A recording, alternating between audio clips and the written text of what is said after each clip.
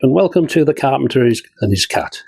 My name is Anthony, I'm the carpenter, and this is Ramesses, he's my cat.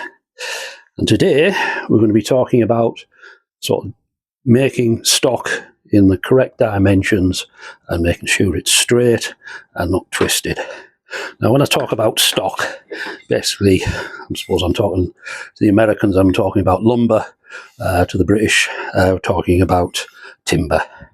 Now most timber you buy for joinery these days is already planed and comes off the shelf like that.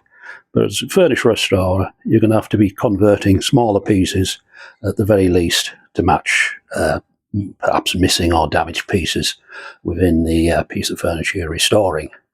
So what you want to be doing is, if you're a beginner and you've never really handled tools or a plane, you want to be trying to practice. And practice means perfect, basically. What you will do is you just got to hone yourself, hone your skills. You know, you could have somebody who's a concert pianist who's played dozens of concerts, but you will find that when they're not playing to an audience, they're practicing and practicing and practicing. Hours, hundreds of hours of practice. And so it's the same as if you're a craftsperson. You've got to know your tools, you've got to feel them, you've got to sort of try and use them in a better way every time. And you will pick some tools up, something like a saw. And if you're not used to using a saw, it can buckle on you, and you think, how on earth does anybody cut a piece of wood with this bendy sort of piece of metal? Well, it's just all about eye-hand coordination. Anyhow, so here we have it's a little bit of Marante timber, just a bit of scrap. Now, there's ways of establishing whether that surface is flat. Now, you could just sort of put it on the bench and think it's not rocking, so it's flat. And for something this size, it's probably fine. But if you're working on something that's much bigger, you need these two devices, and these are known as winding sticks. And they work by sighting. It's a simple way of actually explaining what they do. I think Ramesses has helped me here. So it would be a bigger piece of timber, but this is an example. And what you would do, you would look at the two sticks, and if they are totally parallel, you know that board's flat. And I'll explain.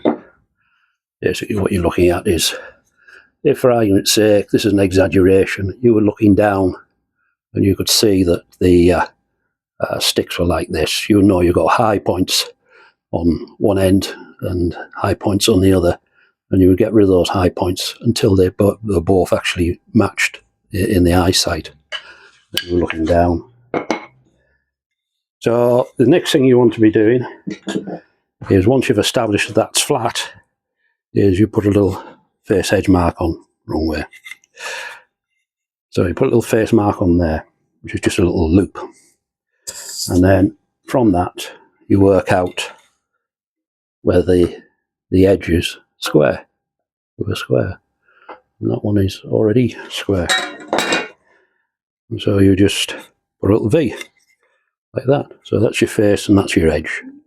And once you establish that, you want to be thinking about how thick you want it, how wide you want it. Now, for argument's sake, say this is a brace on a chair leg, a rail on a chair leg, and you know the original one was, say, shall we say, what, an inch thick. You just get your ruler and you move your stock, and there we are.